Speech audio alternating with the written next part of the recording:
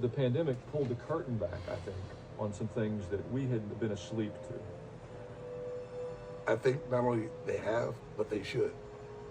Some trust in horses, others trust in chariots. We've got to put our trust in Jesus and nothing else. Everything else is going to fall. Everything else is going to fail except him. We have begun to trust government where we used to trust God. The trauma of 2020 has been compared to that of 1968, often referred to as the most traumatic year in American history. Well, I remember 1968 very well.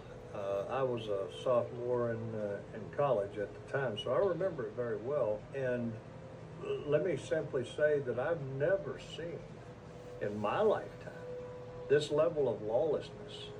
And when you have organizations like Antifa, Black Lives Matter, walking down the streets of America yelling, pigs in a blanket, fry them like bacon. Or what do we want? Dead cops. When do we want them? Now. And there's no prosecution. Well, think about this. Just a couple of years ago, we had what are often termed the Antifa riots. People were setting cities on fire, and the authorities that are paid to keep order stood by and watched. They took over an entire police precinct in Seattle and held it captive for weeks. If you go farther, you look at just from the criminal perspective, things that are going on. Two things I want to cite is you see people going into stores, just ransacking, rioting, looting stores with no repercussions. There's no one held accountable for those kinds of things. And then you look at what's happening to the police. They're literally being assassinated all over America. And furthermore, the police are being prosecuted in courts of law now for trying to protect the cities and the municipalities and the states that they are sworn to defend.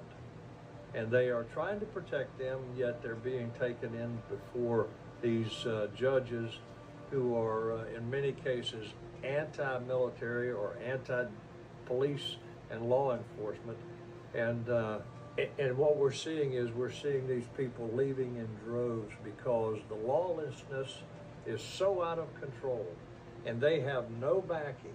And all of this stuff about defunding the police and all has so discouraged and demoralized them that they're not going to risk their lives for people that don't appreciate what they do or people that are not going to back them, particularly the leaders. So I've never seen a more lawless period in this history of